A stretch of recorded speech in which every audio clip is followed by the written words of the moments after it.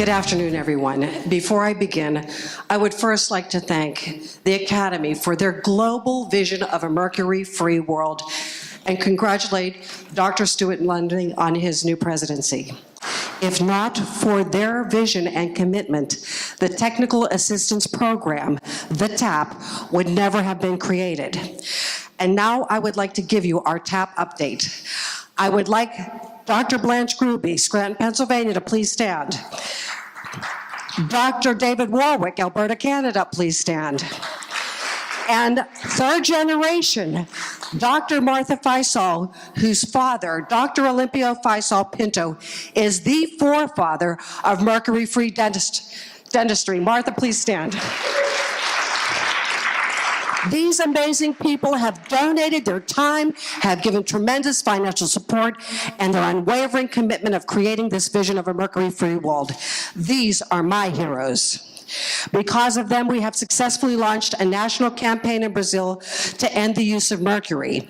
Because of their extraordinary abilities to disseminate information, more and more dentists, patients, environmentalists, and government officials are learning about the dangers of mercury, not only for the health implications, but the environmental impact. We have been invited to co-author a research paper with Fiocruz, the equivalent of our FDA. Fiocruz is the gold standard of creating health policies not only in Brazil, but of all of Latin America. We have had an important city, Victoria, Espírito Santo, announce that they are now mercury-free.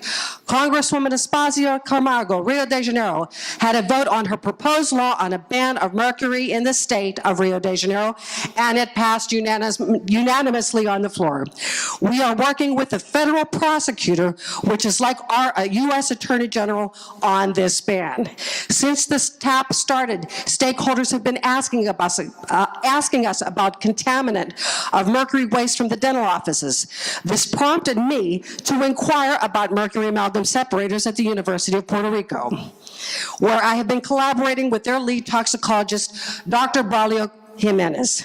When I learned that separators had not been installed, I immediately called Mike Darcy at Mars Biomed and asked if Mars would be so kind as to donate separators to their dental school. At first, I thought there were only 30 chairs. I missed the 100 in the front, and there are 130 chairs. When I called Mike back and said it's 130, he said, "No problem, I will do it." Now we have a special presentation. I would like to introduce to you Dr. Braulio Jimenez, Professor of Toxicology from the University of Puerto Rico. Dr. Jose Vivaldi, Professor of Dental Medicine from the University of Puerto Rico. And finally, Mike Darcy from Mars Biomed.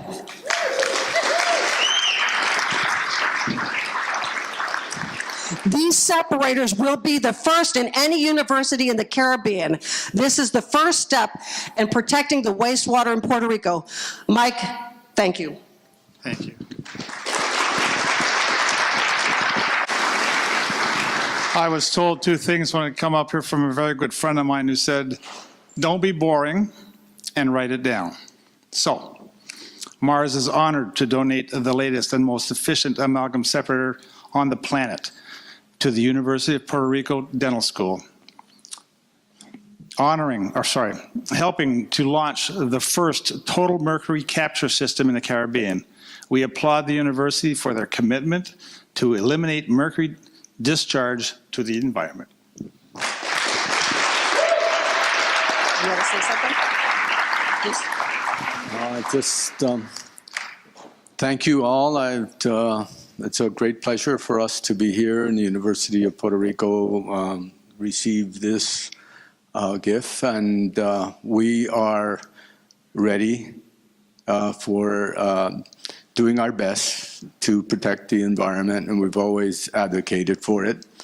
And I've met very nice and beautiful people in this meeting, and I just want to let you know that I really appreciate this this being here and sharing time with you. Thank you. Would you like to say anything? Well, thank you very much. In the name of the Dr. Ana Lopez, Dean of the School of Dentistry in Puerto Rico, thank you very much for this, okay?